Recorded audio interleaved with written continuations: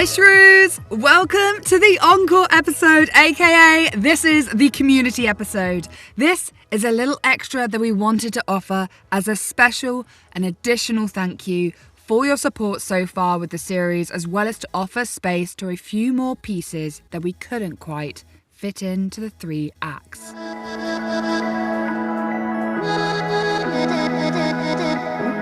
This is going to be a much more relaxed and communal space and capacity, so see it as an audible open mic. And all the shrews that you're going to hear from today in this episode are not only the writers but the performers themselves. Having recorded these pieces and sent them across, we simply are embedding them into this episode to really create that community feel, and will include further themes of the multifaceted experiences of womanhood. Also, at the end of last year, we had the pleasure of speaking with novelist writer Kitty Ruskin, an incredible author that has written a book called 10 Men, A Year of Casual Sex. We spoke about the book and her experiences that led to it, and would love to place a spotlight onto her work during this episode. But for now, we are going to go straight into introducing our first fantastic writer, Rachelle Grub, who is a working class actor and writer from Kent. Her recent writing achievements, and get ready for this, are being shortlisted for the VCA Playwriting Award 2025, the BFI Challenge Fund 2024, being longlisted for Papatango 2024, the BBC Writers Studio 2024, the Female Comedy Pilot Club 2022, and Woe Lab collaboration with Payne's Plough in 2020. She is published in an anthology of monologues called Common, and is also an alumni of the Menagerie Young Writers Group 2023. So, let's settle in for our first writer in this community episode. So get a glass of wine, a cup of tea, a biscuit. Get comfortable, get settled. Put your headphones on, headphones off, however it is that you're going to be listening to this episode for the next bit of time. And get ready for our first piece. Now, the themes of this piece are to do with teenage miscarriage, depression, and motherhood. So if the themes feel a little bit too raw for you at the moment, then do go ahead and skip to the next piece, but we do implore you to listen, if you can, to Rachelle's beautiful piece. So please do welcome to the stage Rachelle and her piece, Rainbow.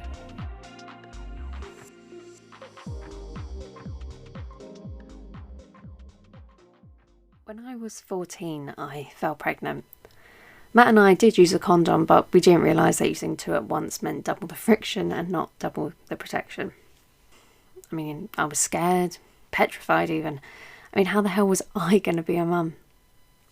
At the time, we decided to keep it, mainly because we didn't want to get in trouble with my parents. And, I don't think we really appreciated what having a child at 14 would look like. When I got to 20 weeks, I miscarried. I was home at the time, luckily. I was the only one in, as my parents had booked a restaurant to celebrate their 20th wedding anniversary, and they just thought I was ill, so they left me to it, but I knew that there was something else going on. Matt took me to the doctors, and that's when I found out. And I just remember like this wave coming over me, like a fog. Like I could hear him talking, but it was like I wasn't there. I mean, up to that point, I wasn't even sure if I was doing the right thing by keeping the baby, but anyway, I went into this deep depression after that. Then I had my second child when I was 27. I mean, that pregnancy was practically perfect. Like someone just handed me a book and went step by step with me. But after I had my daughter, all I could think about was the child that I'd lost. How old they would have been by now, what they would have looked like, smelt like, where they have gone to school, and suddenly I just felt this fog come over me again. I wasn't expecting it. But when I went and saw my therapist, they told me about microchinerism. And what that means basically is when you are pregnant, the cells of the fetus are exchanged with your own cells, and they just go everywhere, you know, to your blood, your brain, your heart. I'd literally been carrying my child's DNA in my heart this entire time. I just didn't even know it. And then when you get pregnant again, those cells merge even more. Your cells of your child that if you've lost then get merged with your second, and they're carrying them with you. Isn't that just amazing? So even though my baby didn't survive, they're with me. And that's why I know you'll get through this, Chloe. I know there's nothing I can do to take the pain of losing a child away from you. But I hope that on the worst days, and the times when you can't see through that fog, I want you to remember that your baby is still here, and they'll be part of you forever.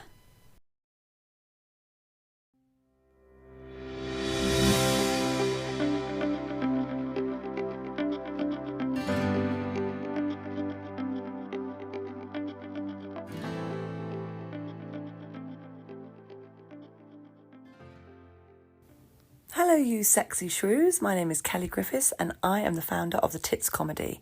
We're bold, we're all different and we're unashamedly out there. We are the tits. I've designed this platform specifically to shine a light on female identifying working class and underrepresented creatives in the Midlands.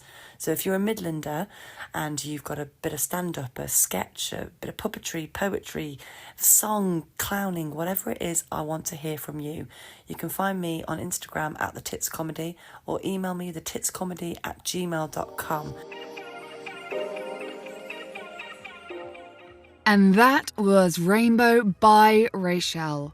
So Shrews, have you heard the second episode of TSS yet? If you have and enjoyed the themes that Sarah brought to you with her piece Smooth Like an Egg, then we know that you're going to love our next writer on this episode, Chrissie Homer. Chrissie is a Bristol-based writer, performer and comedian. She's written for BBC's Breaking the News and her work has been featured on BBC Upload. Chrissie is currently making her way around the Bristol stand-up circuit and developing new ensemble-driven comedy. Her pilot, Centre of Attention, was praised by Ray Dance Festival for its engaging comedic tone and noted for its standout humour and energetic character work. So with no further ado, let's welcome in Chrissie Homer and her piece, A List of Things We Need to Do as Women to Fit In. The themes of this piece are expectations of women in and around beauty, social, financial, motherhood and everything else in between. So here we go, Shrews. Welcome in, Chrissie. A list of things we need to do as women to fit in. Wax eyebrows, legs, underarms, bikini line, and your arsehole as well now apparently. Dye or highlight hair, but not in a trashy way, in a subtle, natural, but highly unnatural way. Work out to achieve the body of a fitness model, but definitely don't look like you are trying too hard to do it, but definitely spend all waking hours thinking about appearance. Take various supplements depending on what influencers suggest when you feel low. Examples of such are creatine, protein, collagen, seaweed, something, I don't know, it's green. Be very aware of personal safety, but also do not let feminism down by not doing the things you want to do. So do go for a run by yourself at night, but also do take a rape alarm and 100 helium balloons so you can float away into the sky should you need to. Look after tiny children in a glamorous but also gentle style of parenting. Think Mary Poppins meets Winnie the Pooh, but dress like neither. If you are dating, definitely don't be someone that lights up a room, because you are taking that light away from other women, which is very selfish. Also, most true crime documentaries start with the phrase, she lit up a room, so just don't do it to be on the safe side, okay? Please don't shout at your children in public.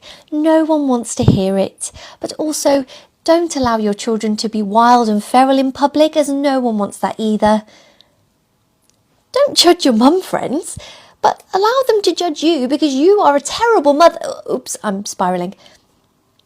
Read non-fiction to better yourself and ensure good quality conversation with friends. Or just secretly read fairy smut on your Kindle and talk about that. It's actually very similar. See your friends all the time for cocktails and coffee dates, but also save money by not going out for coffee and cocktails all the time, okay? Buy a house, get into crippling debt called a mortgage, pretend to be so happy about said house and buy nice expensive light shades for your boring neutral grown-up walls. Take off your sports bra in a sexy manner. Do not take off your sports bra with the grace of someone being attacked by a swan. Invest! Women need to invest now that patriarchy is finally over. You only need a spare 50k to start. Honestly, it's so easy and it's basically free, so you should just invest. Please don't talk about your period. Be very embarrassed by your period. Don't let the fact you are literally bleeding out of your vagina with no ability to stop and the vast swirling of your ever-changing hormones affect you in any way. Remember, men have it just as hard as you, if not worse.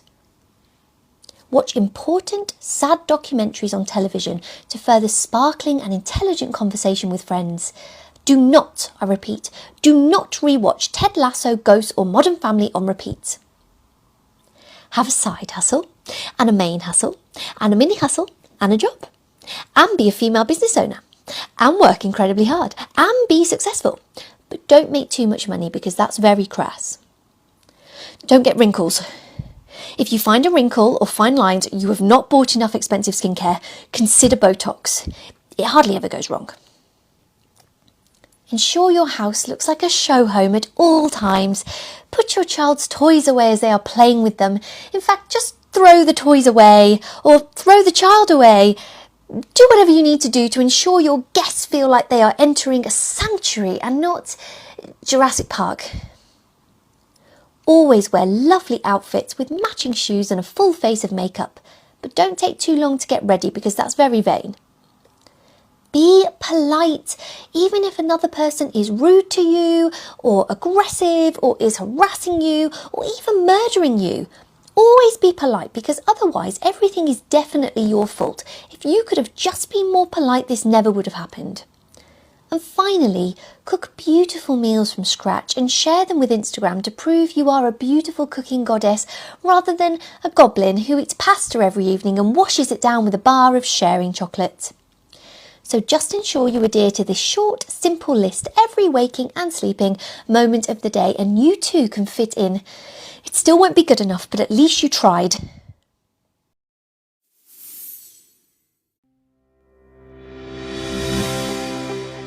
And that was Shrew Chrissie Homer. Thirdly, please welcome back Tayla Kenyon. You all heard her piece Things Left Unsaid being performed in episode 3, with the fantastic Michelle Luther as the artist bringing her words to life. But for this episode, we hold a space for Tayla's other piece of poetry, as we felt the words needed to be heard and for Tayla to bring the words with her own voice this time. So please welcome back to the stage, in this encore episode, Tayla Kenyon.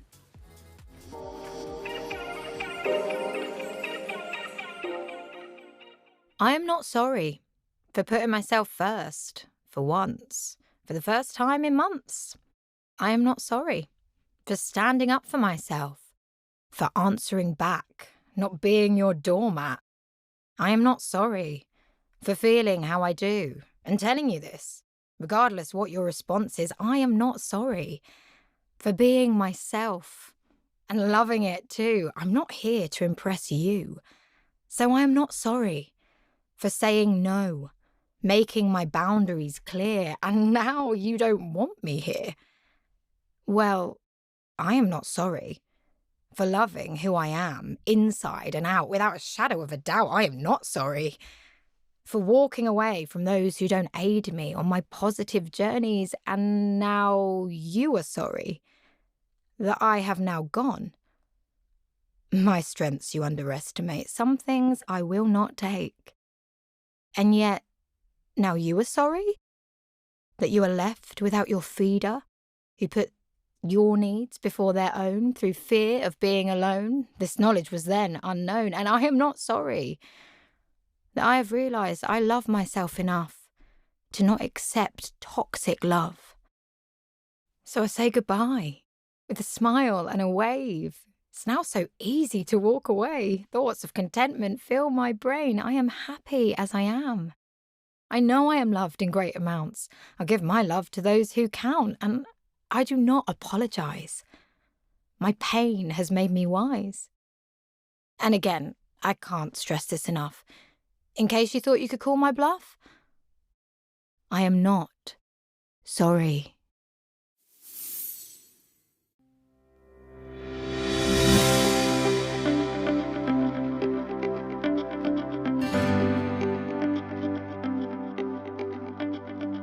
Imagine this. Two female artists join forces to push the boundaries where creativity meets activism, and art becomes a catalyst for cultural shift. We're Art from Heart, an award-winning organization amplifying eco-feminist voices and supporting artists who turn creativity into social impact. If you believe art can move hearts before policy shifts, join the movement at artfromheart.co.uk. In a time where women are still shamed for owning their own sexuality, Kitty Ruskin took autonomy and put her own experiences to paper to share them, giving us an intimate insight into taking back the power. At the end of 2025, we got a chance to talk with Kitty about her writer's journey and the book itself. So please welcome to the stage a fantastic novelist and writer, Kitty. Kitty has written a wonderful book called 10 Men, A Year of Casual Sex. It's very, very raw as well as insightful, and it's definitely either a read or you can listen to it on Spotify. It has also been spoken about with Kitty herself on Women's Hour, BBC Women's Hour.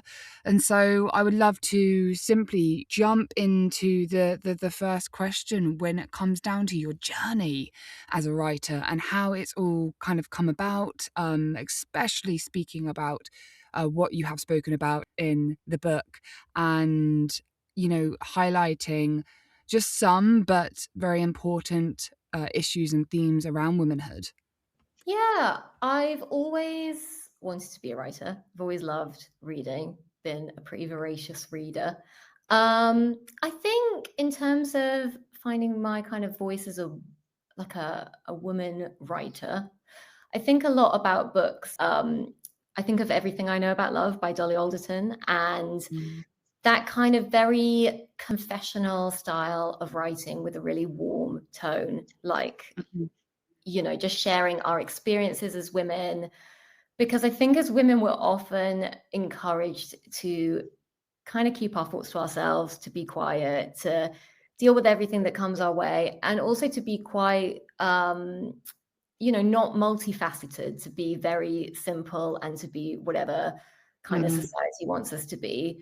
So I find writing about, and with my book 10 Men, writing about the things that I experienced and the kind of women's issues that I've dealt with as women in the world, you know, I find that really empowering and exciting, and a little bit like a kind of form of resistance to the patriarchy. You know, you want me to be quiet? Well, I'm not going to be. Yeah, you're just like, let me roar. Rightly so too.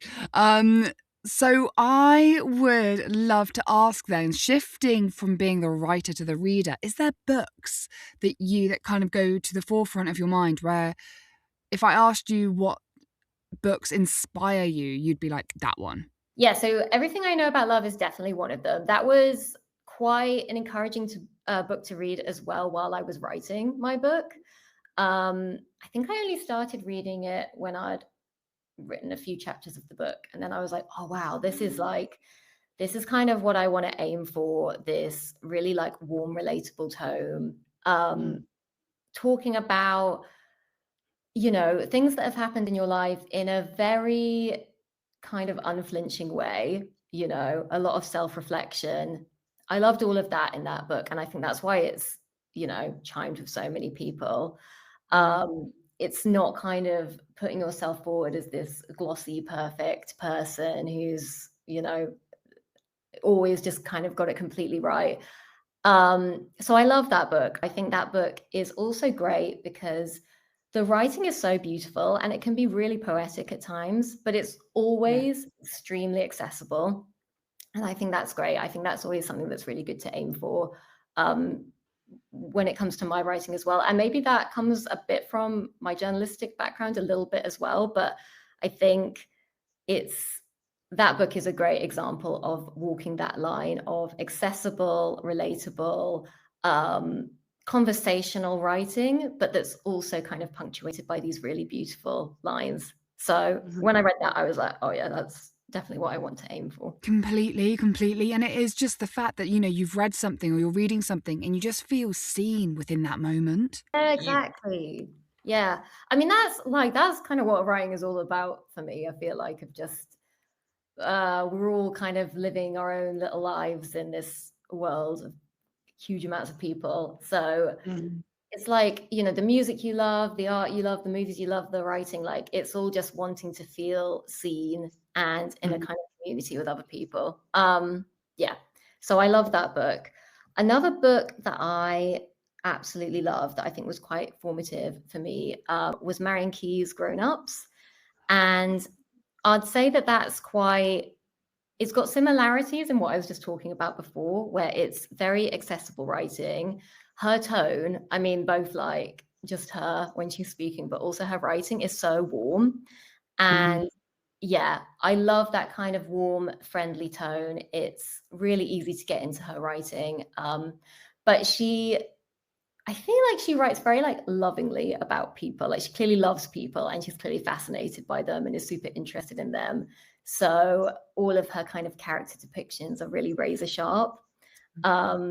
So I love that about her writing. And that's something that I always want to do in my writing as well, is to very much depict people as they are, you know. And like stuff like dialogue is really integral to that. So yeah, I love her book as well. And it's a big book and I'm such a slow reader, and it's got so many characters. And also I kind of hate books that have like loads of characters. I'm like, I'm not going to remember any of you. The names are getting mixed up. But she just pulls it off with this. She pulls it off so well. There's so many people in it, but they're all so vivid. I honestly am in such awe of those writers who can create such an ensemble of characters within their books, because it's a mastery level of talent. Yeah. Going back to then you as a writer, Kitty, and just your kind of creative process, and you as a creative and as a writer and as a woman. When you feel that you need to step back into your power, when you feel that you need to step back into maybe your voice or something that really draws you back into your own experience or driving yourself forward, is there something that you've come across that really, really resonates with you?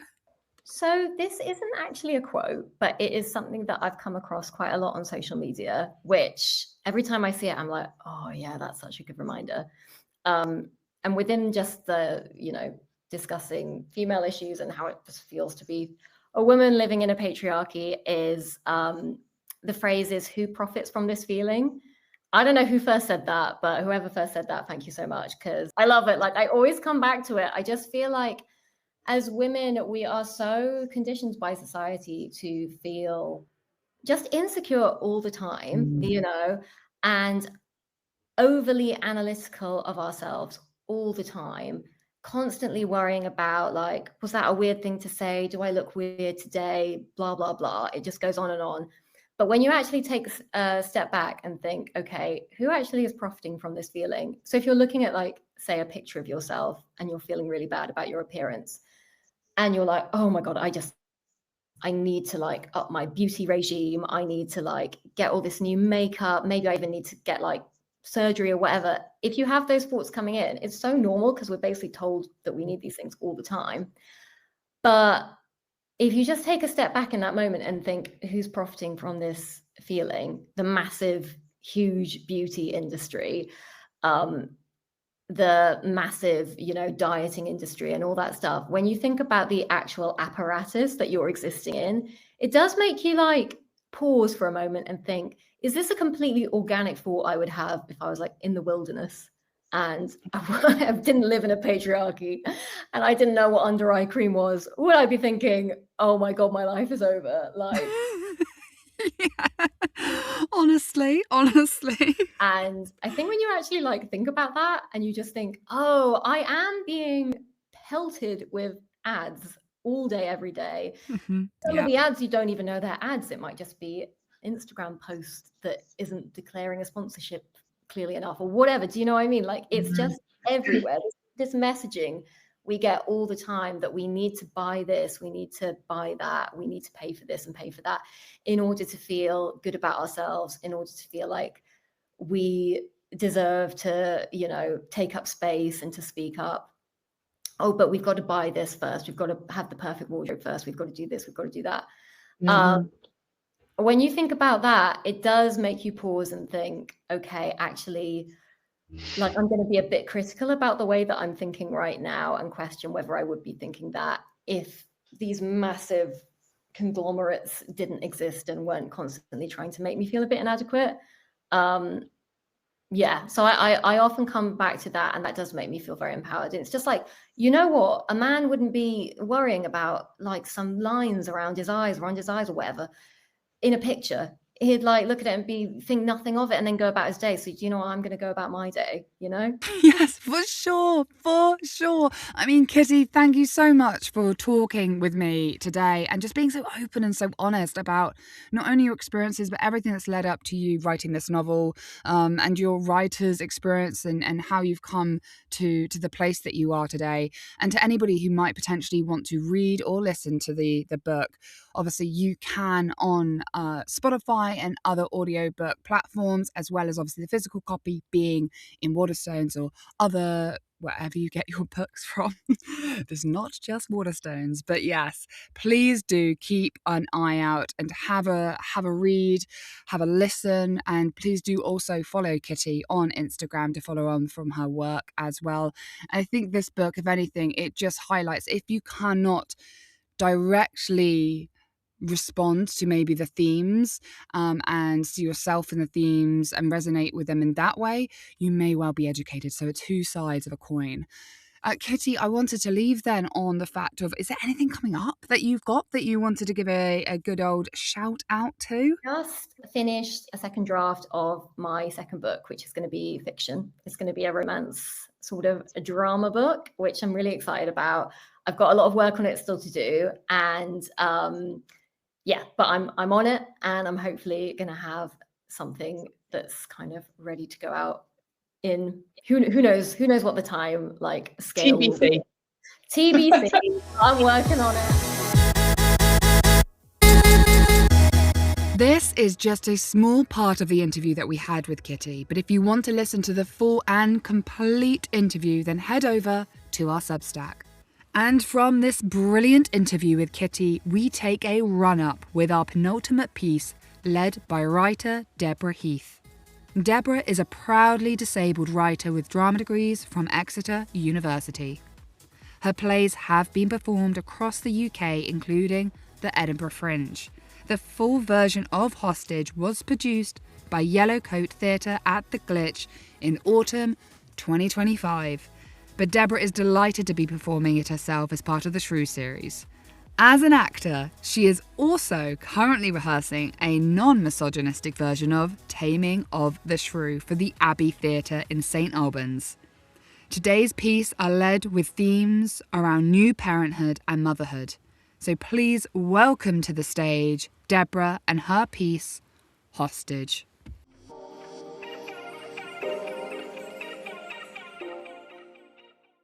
Oh, don't look at me like that. You're very lucky, really. Not everyone in your situation would be given this amount of consideration. Yes, I know you don't like being restrained.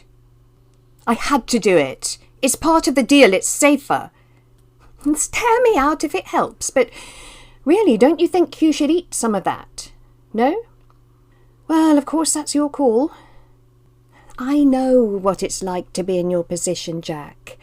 I've spent most of my life being accountable to someone else, but now it's my turn to call the shots. I mean, that's not why I did this. There were many complicated reasons why I did this. Reasons you couldn't begin to understand. I needed a friend. Yes, it's an extreme measure, but this arrangement could benefit us both. Oh, you need the toilet. Well, go ahead. You want me to turn my back? Fair enough. I understand the need for privacy. Of course I do. Self-sufficient, my school reports used to say, and I'm still really happy in my own company, but perhaps over the years I've been too quick to say no to things. Quiz nights, cinema trips, because now everyone seems to have given up on me. Well, they say they haven't, but I've seen the hen nights on Facebook, so you see, Jack, I had to do this. You have to be here, so I won't be lonely anymore. Oh, you're still going, sorry. Oh, he isn't a bad man, Jack. He just can't see when I'm in trouble. We just need some of his time. I worry you don't recognise him. Seriously, drinks after work? Again? Finished. Good. Where are those wipes? We can manage. We have our life together, you and I, and it's nice. It's nice. It's just that sometimes I feel a bit like I'm trapped here by you. Hey, I didn't tell you. There's a new music class at the village hall. You might like that. You might make some friends with that winning smile of yours. Pity the times clash with your morning nap, but that might change. Oh, Jack, please fall asleep at a different time. It is so restrictive. Yes. Soon it might change. And perhaps I might learn to drive so we can go and visit. Well, we could go out somewhere. And that nosy health visitor might be able to recommend something I don't know. Tomorrow, I'll be brave and make a phone call. I hate making phone calls. You never know who's going to pick up. In the meantime, Jack, this is enough, isn't it? You and me? This is enough. Don't you think?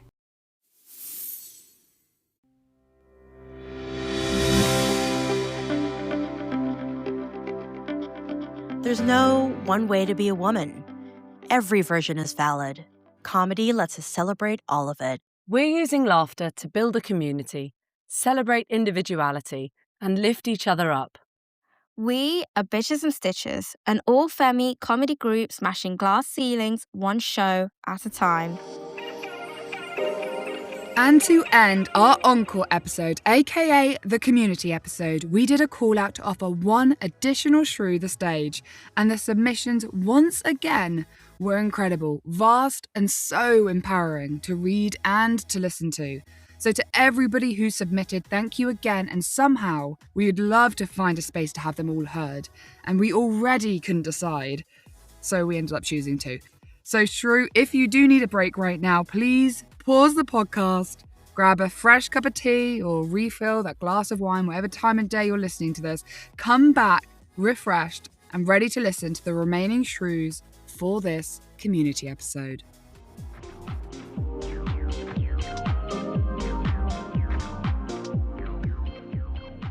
Ready? Okay.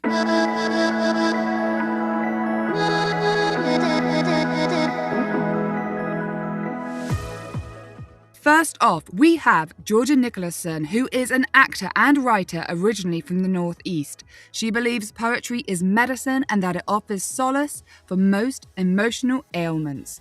Most recently, her writing was performed at Live Theatre in Newcastle and at Newcastle's Utilita Arena. As an actor, she most recently played Madame Bovary in the massive tragedy of Madame Bovary at the Southwark Playhouse, and will soon appear at the Minack Theatre in Cornwall in Goodnight, Mr. Tom. Other credits include The Unlikely Pilgrimage of Harold Fry for Embankment Productions and Inspector George Gently for the BBC. So please do welcome to the stage Georgia and her piece, Gobshite. Easy way out, he said. Some bloke on the internet. Bulging eyes, shaved head, riddled with ego and fury. Here he is, judge, jury, and executioner, bulging with power, powder, protein, and God knows what else goes unseen. Veins pumping, his tongue thumping words out, ping, ping, ping, into the hearts of every woman listening. You're weak, you know, like arrows, right on target, kills the sparrow. Easy way out. It wasn't easy. I tried, it just didn't work. But why does that matter? What right do you have to go berserk? Open your mouth and let all that shite come tumbling out. Mr. Gobshite, that's right. It's as I feared. The algorithm has steered you in the wrong direction. You lack affection, and your infection, sir, won't spread on this side of the, net.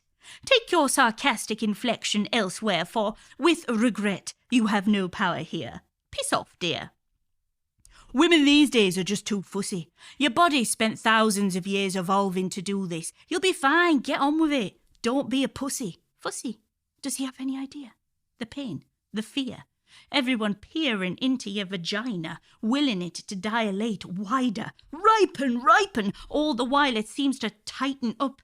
Barricades up and gates shut, not to be tricked. A peach not yet ready to be picked. You splayed out like an upturned spider caught under a cup. Does his mother know he speaks like that? Is that how she brought him up? Her little furious chauvinist brat? Spitting out tripe dressed up as facts, backed up by years and years of patriarch. Look at him, little scrat. Fancy going through labour and years of child rearing to end up with that. Tit for tat with half the population on Instagram. What a twat. My woman won't be having no drugs. Think of the baby. It's a mental brick wall, that's all. Push through. Don't be a baby. Listen, my house, your body, my rules. Once it's out, you'll need to get off your ass too. Don't be thinking it's time for slacking. You'll be eating right, back in them jeans, no wife of mine bulging at the seams. So it seems you need to cut the snacking. Get working day and night, you need to bounce back right.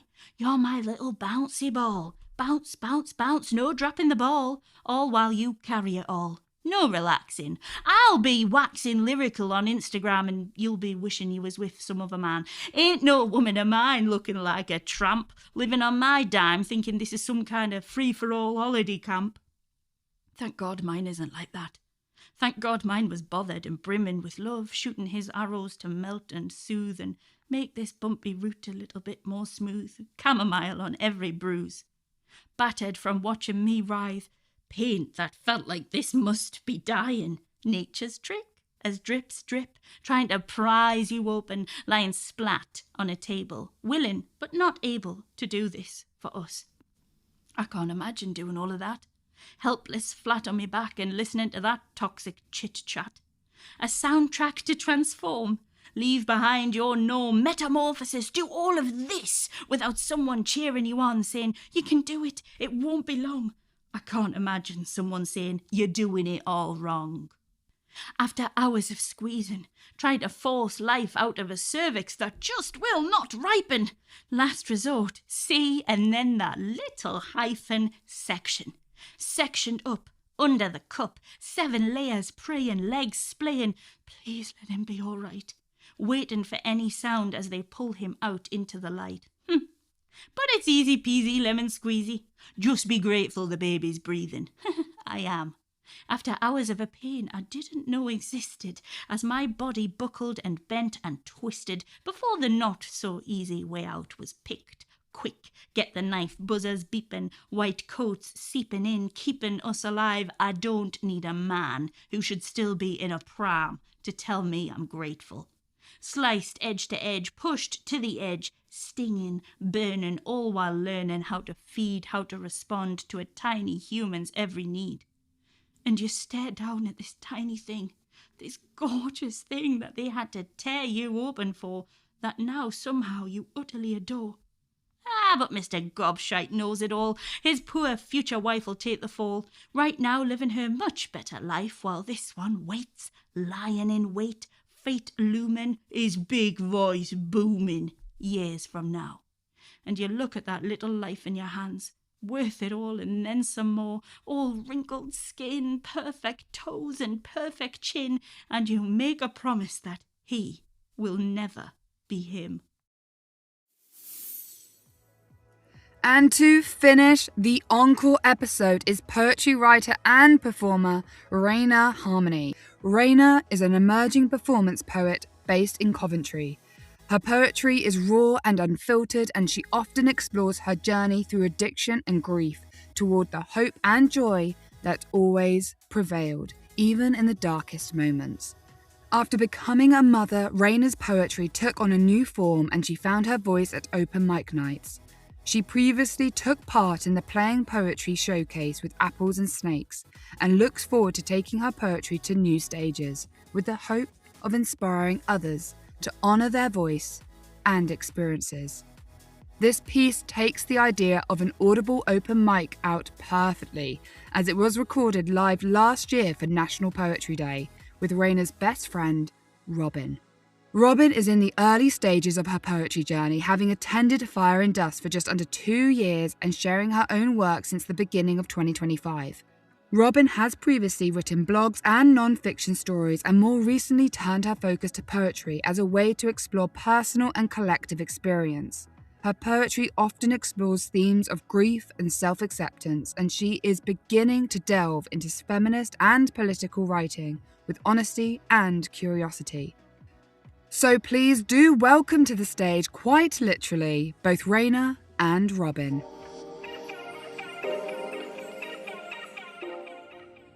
Some days I feel like a matchstick. Brittle bones at 7 stone. You're lucky, they say. I've tried protein powder and lifting weights, but my chicken legs remain the same. I'm thin. I'm looking in the mirror and I'm bigger than I've ever been. My stomach's spilling over my jeans, back rolls under my bra. This weight gain's gone way too far. I'm fat. And I am bored physique. Should I change what I eat? I wish I was bigger. More calves to my figure, so under my clothes, my bones had somewhere to hide. My shoulders are wide. A teacher once asked me if it's because I swim. I don't fucking swim. I wish I was thin. My thighs rub together and my chin's all saggy. I can't wear clothes unless they're baggy. How can I ever take up space? Trying to find the words to say while opportunities slip away. Will I ever be enough? I take up too much space. I can't sit up straight. I need to feel smaller. I just want to hide in the corner. So maybe there is less of me. Less of me to overshare to people who don't really care. Less of me to stretch for love that's never really there. To shrink for comfort in disguise. To fill with doubt that isn't mine. To break when someone walks away. Less of me to shape for someone else's gaze. And maybe there is more of me. More of me to stand my ground and be unshaken when the world's upside down. And more of me to make proud. To speak my truth strong and loud. To wrap around the ones I love and hold them close when things get tough. To touch the world and let my softer self be heard. To guard my spirit. To trust my heart and really hear it. More of me to live beyond the mirror and see myself a little clearer. Because this is what the mirror missed. When I look at you, you are not too much, and you are enough. And as we slowly start now to bring the curtains down of the first ever series of the Shrew series, we wanted to place a quick spotlight onto one last Shrew. Kate Andrews. Kate is not only a theatre maker, a writer, a director, an actor, and a voice artist. Kate is an award-winning creative, using classical text as a Trojan horse for contemporary questions of power, identity, and social change in bold, accessible productions. Kate was the first explicitly autistic performer to portray Hamlet. Her work innovates while leaving nobody behind. I was a shrew when I spoke and when I didn't. I was a shrew when drunk, when sober, when muzzled, when free, when bound, when wanted, when hated, when lost, when found. I was a shrew when I slammed the door and that was too loud, but when I shouted no, they somehow couldn't hear me.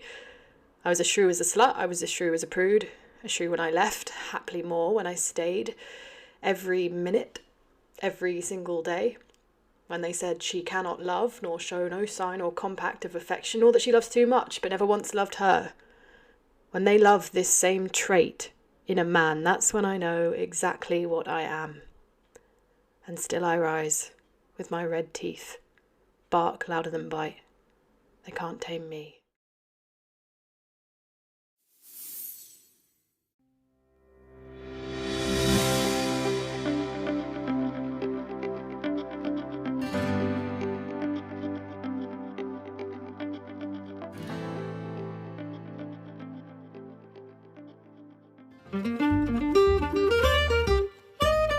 Looking for a light bulb moment? So are we. That's how Carcazan Publishing came to make small books for big hearts. Discover how one-woman independent publishing empowers fresh voices and organises the Mixtape Poetry Festival, a week-long open mic fest with music, food and fun for all. Find our latest titles on www.carcazan.com and stay tuned for our new authors, ready to turn those pages into your new friend. We could be looking for you.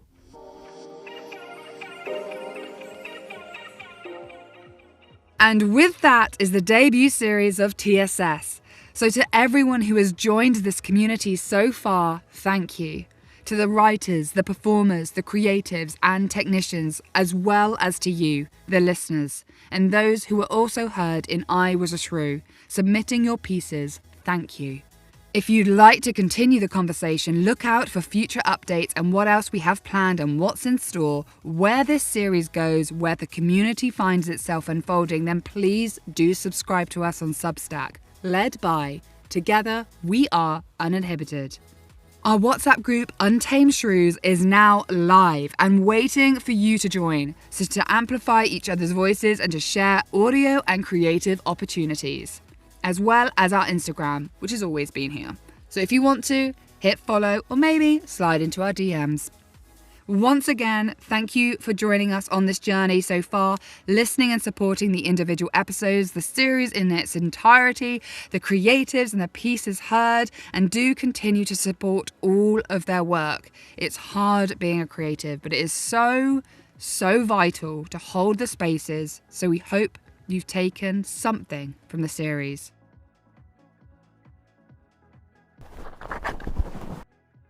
That's me. That's my face. That's living. That's life. Imagine being a mother without 9 months of the year, without having to wait for them to get here. Is now living, treasuring, fighting. Loud, loud, louder. They're all, to me, they're all some kind of genuine or honest works where you can see something universally understandable, but they were made by East Asian artists.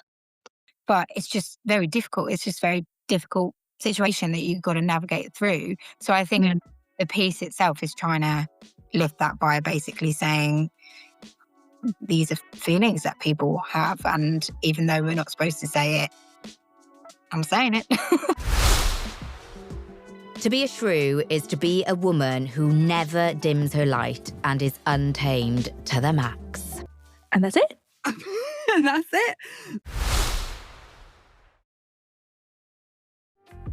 And the boring bits we need to just add here. For the legal stuff, please note that no work performed in this series is automatically consented for external and third-party performance use. The IP remains solely to the writer and/or creative of the performed pieces, and any interest in usage needs to be agreed with said writer and/or creative to refrain from any breach of copyright. My name is Z, and bye for now. Until the next scene in the story.